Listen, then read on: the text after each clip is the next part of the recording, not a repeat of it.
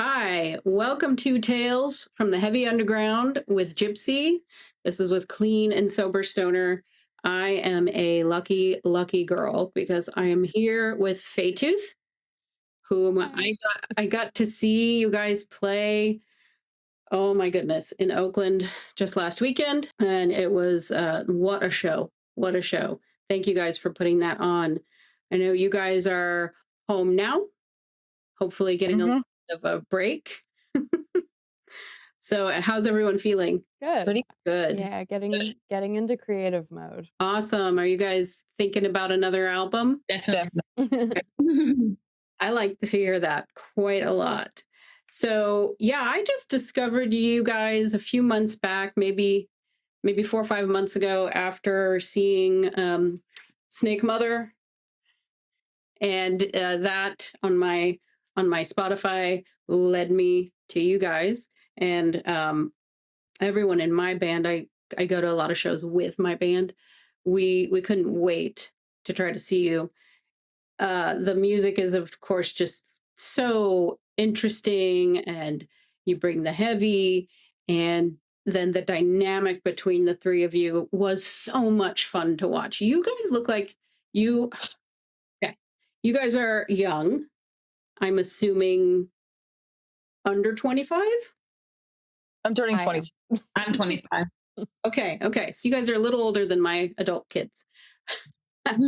So you three up there look like you have been doing this forever. You look as relaxed. It's like Zappa. Like you guys are so relaxed and into it and engaging, and have it just seems like you're having fun. Uh, how long have you been playing together? Next April, or this April, will be 5 years. 5 years. Okay. And how did you all get together? We kind of just, Jenna and Ari have known each other for a while, and we were all kind of like playing in bands. Ari was throwing shows in like the niche West LA scene. I remember Ari just like messaged me like, hey, I want to jam. Like, I want to do like a sludge project. And I was like, sure. Like, I was just trying to like connect with them, and like, because they all seem so cool. And what was outside? It was outside of Time Warp Records, Rip, that we all kind of just were like, are we doing this? Let's jam. Wow. Okay. So you all had things you were doing before, and then just kind of came together like that. Yeah. So your EP came out in 2019. And from there, what did you guys think would happen from there? Did you just sort of put it out there, and were you sure that you guys were going to stay together as a band after that EP? Definitely. Yeah. It's a solid EP. I really like it. So then the album Remnant of the Vessel, which is a sick name. I love that. 2022. So between 2019 and 2022, you guys developed quite a lot in your sound. How did that time period, did you guys slow down by COVID, or were you able to keep working on things during that time? It was, yeah, definitely like a thing of both. We're definitely like in the live sector, we couldn't really play, and we were starting to establish ourselves as like a live band. But as we were able to become like more comfortable with seeing each other, we were really able to like meet up and write. And we had started working on like just like a couple of the songs. As we started to be able to see each other in person again, it's when definitely the bulk of the album was written, and we were able to like really settle more into like what we had been currently listening to and really make what we wanted to make at that time. Okay, so you said currently listening to. I'd love to know, because your sound is unique. I love that it's called fairy doom. I really hadn't heard that term until I looked you guys up. I love it. What were your main influences that kind of led to this sound? I would say, like off the top of my head, of course, Chelsea Wolfe. Right. A lot of True Widow. Mm-hmm. A lot of, we were just talking about this actually, Black Math Horseman. Definitely like Blackwater, Holy Light. all in that realm. A lot of elder. Yeah. On my end, I'm so stoked to be playing with them just because of that. I was like, yeah, that's going to be amazing. yeah, that was a dream. Yeah, definitely. I think what we listen to in the moment really, or what we listen to in that moment really comes through. Yeah, Chelsea Wolfe is a big one. Oathbreaker also comes to mind. That album too. Big backbone. So for each of you with different backgrounds, were you musicians as children? Was music a part of your upbringing? I would say I would say music was a huge part of my upbringing with my dad. We would just listen to music all the time, but I didn't play drums until I was 16. I played a little guitar, but yeah, once I was like later teens is when I really got into music. Well, with the drumming, you just look so natural and relaxed. And I think it maybe the last song or maybe the encore where you got a beat going here and you're standing up and you're messing with something and you're putting a chain. Oh. Yeah. Yeah, that was an accident.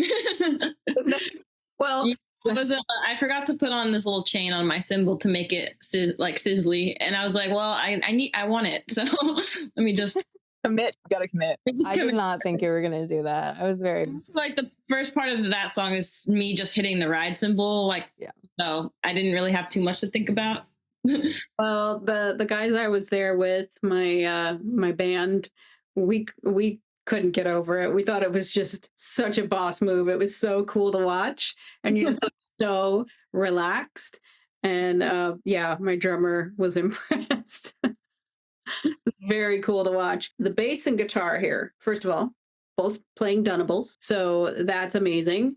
But the playback between the two of you, several times during the show, you were facing each other. There's just so much movement. When you guys are writing these songs, it feels, from the viewpoint of someone watching or listening, it feels like there's an intentional flow back and forth between leaning on the guitar and leaning on the bass. Is that an accident? Is that intentional? I don't know if I've ever really thought of that. To be honest, maybe not intentional, but maybe has become more of a dynamic as we have to being a three-piece, and is probably maybe something we'd be leaning into more. Mm-hmm. Yeah, you know what? For the audience and for the listener, it's almost it's like a trance it puts you in. You know, it keeps you engaged, keeps you moving, keeps me moving. I just love it.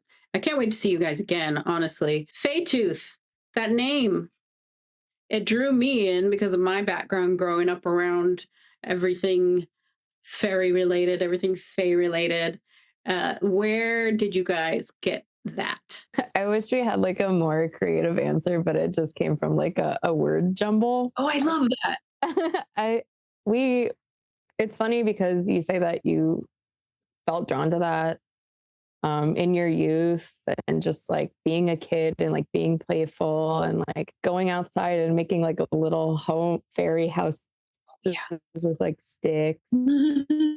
Absolutely. Like, I think we really bonded over that as well, just like playfulness and like youth, but also, you know, of course, the darker side of the fae, which is where that comes from. But well, definitely, I think it's ideal for what you guys are doing. You know, fae, magical, earthy, and then the tooth has that edge to it. I really like it. Let's talk about bass, my favorite instrument. You're playing a big bass, and I know how that is. I'm a bass player. It's a beautiful bass that you have. How long have you been a bass player?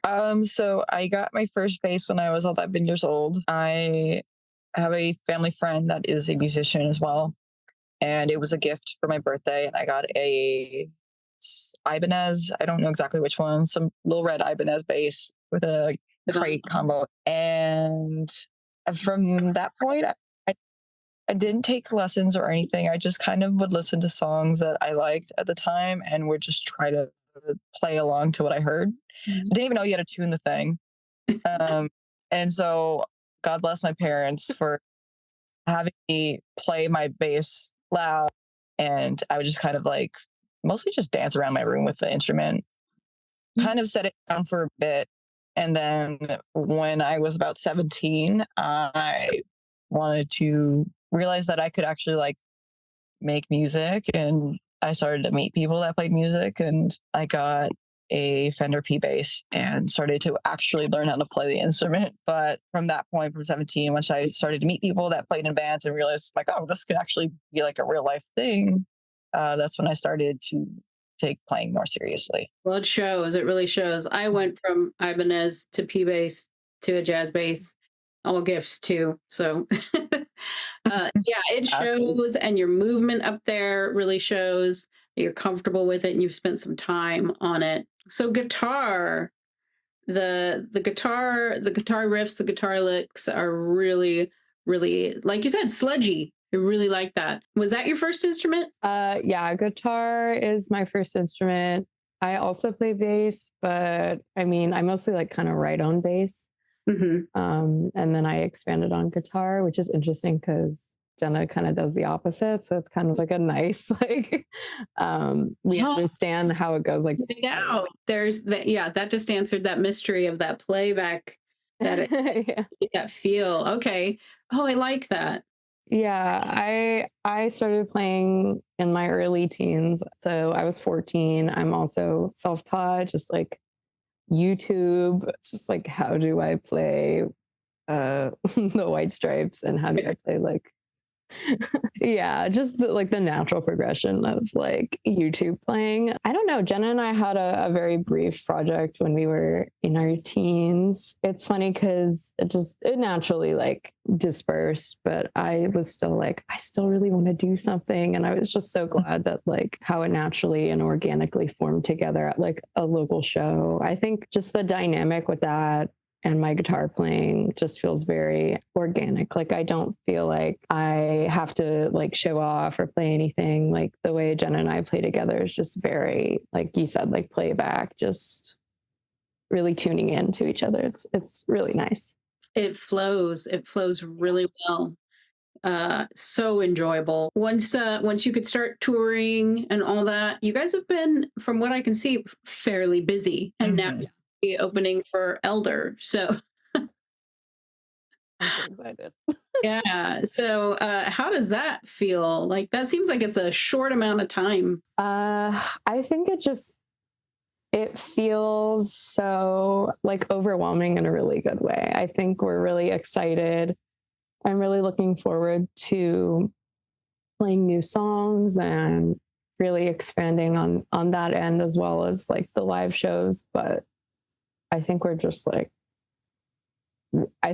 so grateful. Like we're kind of like, how are we playing with all these like sick ass bands that like we've looked up to? It's a dream really, but I mean, of course there's a lot of hard work in between there. Definitely. Yes. Living the dream requires commitment, and it shows. You guys are committed and very pro, when you guys were setting up and tearing down, just very pro. And I'm just there interrupting you guys. Thank you for letting me interrupt you. So exciting. I'm hopeful to just be able to come to more shows. Your music's beautiful and engaging. I have to talk about the screaming. I just have to.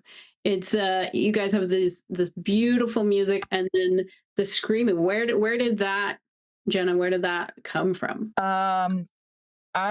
So with the like my earlier, I guess, roots in playing in bands, definitely more in like punk projects and stuff. So I mean, even that doesn't require much screaming, as more so just yelling. Right. True.